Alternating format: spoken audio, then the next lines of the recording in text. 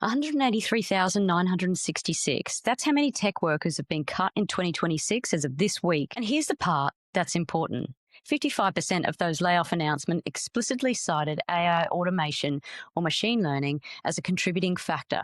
I'm Beck, and this is Career Jams The Riff. It provides you with weekly AI jobs news and resources to navigate your career in the age of AI. 183,966 workers, 247 layoff events, 55% AI cited.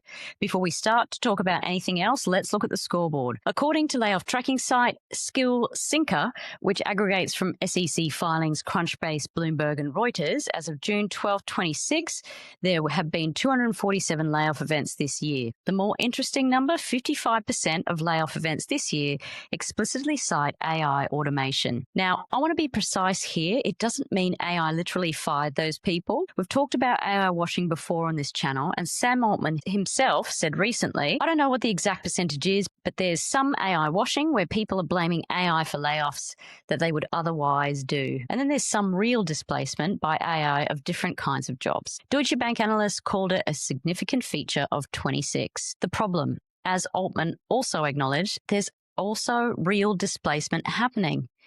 And from the outside, you can't tell which is which.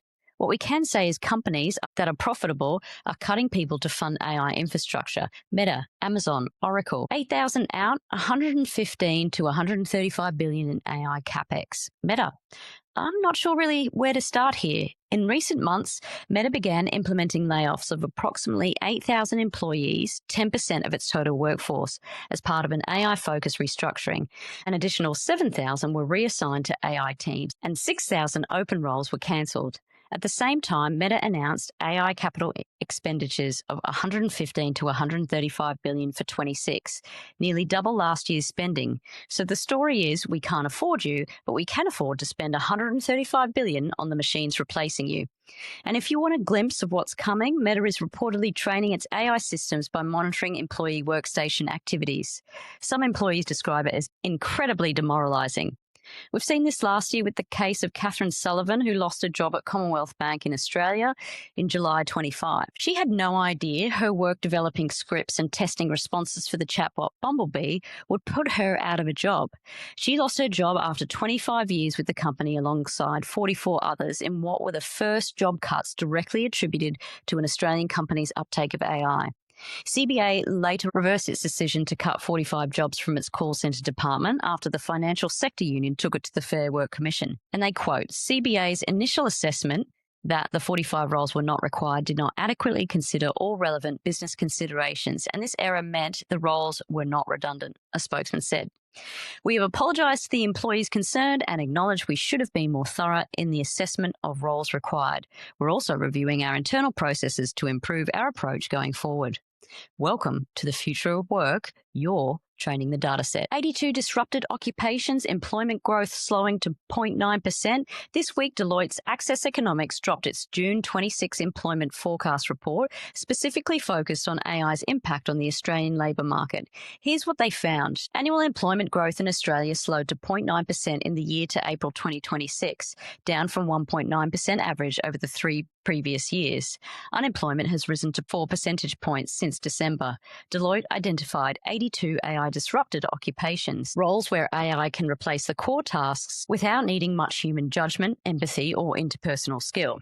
Job vacancies in some of these are already falling. The good news, if you want to call it that, is that Deloitte found limited evidence of widespread job losses in Australia yet.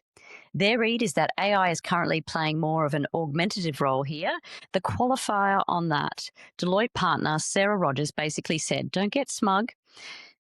Executives should not be complacent in their existing business models, work design, and workforce strategies, and workers should seek to upskill and retrain in AI. The Deloitte report also named AI enhanced occupations, roles predicted to see stronger demand when combined with AI. These are leaders, legislators, life scientists, roles where human judgment is still central.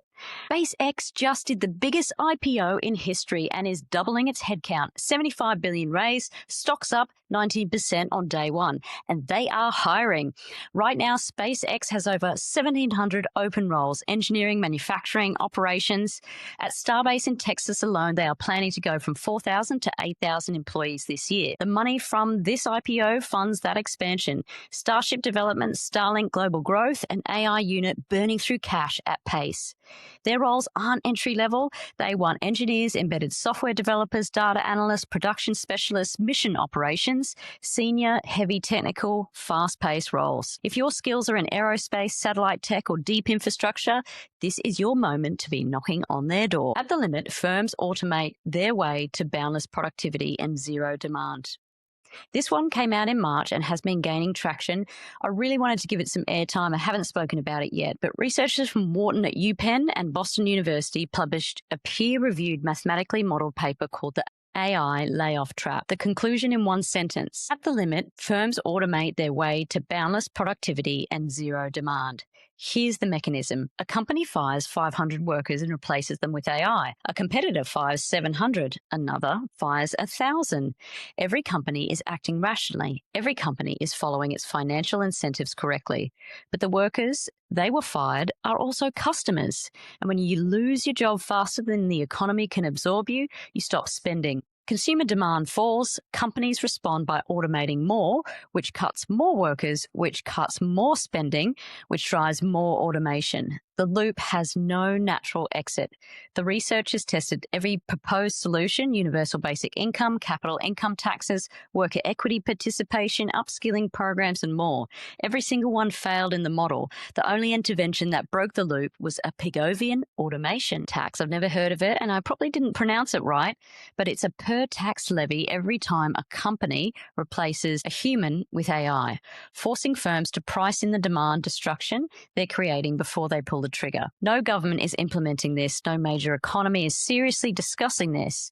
I'm not here to catastrophize. Models are not prophecies, but when peer-reviewed economists from two of the world's top business schools tell you the system has a structural failure built in and the policy response is completely quiet, that's when we need to get the conversation going. The most ambitious AI hiring laws in the US just got quietly defanged. For a minute there, Colorado looked like it was going to be the first US state with genuine bite to AI regulation in hiring, the Colorado AI Act. It was supposed to go into effect on June 30, this very month. And it would have required employers to run risk management programs, conduct impact assessments, perform annual reviews, and disclose how algorithmic decision-making affects hiring, promotions, and compensation. It got watered down. Colorado's governor signed an amendment in May that repeals the broad original law and replaces it with a much narrower regime. The new version now kicks in on Jan 1, 27, and instead of the full compliance burden, employers now only need to do three things: provide pre-use notice, have an adverse action process, and keep records.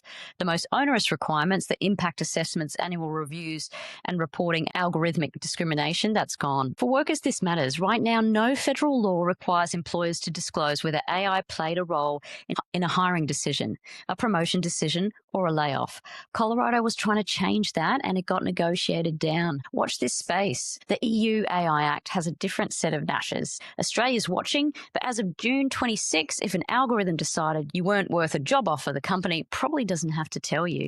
There's a professor of education psychology at the University of Queensland who says AI is the e-bike for the mind. He borrowed Steve Jobs' idea of the bicycle, but it's got a twist. He said if we skip the foundational learning building blocks, that we're kind of missing the point. And that's something I was mulling over when I was reading the MIT Media Lab's published results from a study of 67 participants. The task was to evaluate news headline image pairs over 4 weeks with and without AI assistance. With AI help, participants were about 21% more accurate. Good news, right? But when AI was taken away by week 4, participants' unassisted accuracy had fallen 15 percentage points below where they had started. About 1 in 5 became what the researchers called dependency developers, people who drifted from checking things themselves to simply accepting whatever AI said. Now there's a hopeful part. When AI asked questions back, used Socratic prompting instead of just giving answers, people retained their skills. The tool became the coach rather than the crutch. So why does this matter for careers? Because the skills that make you valuable, the ability to evaluate information, make judgments, synthesize complexity, catch errors, those are exactly the skills at risk of atrophy if you outsource them entirely to AI. This isn't an argument against AI. I use it constantly, but there's a difference between using AI to do more of what you can already do and using AI because you've stopped doing the underlying thinking yourself. In a market where 183,000 people have been cut this year, where employers are restructuring, the professionals who will survive will not be the ones using AI the most.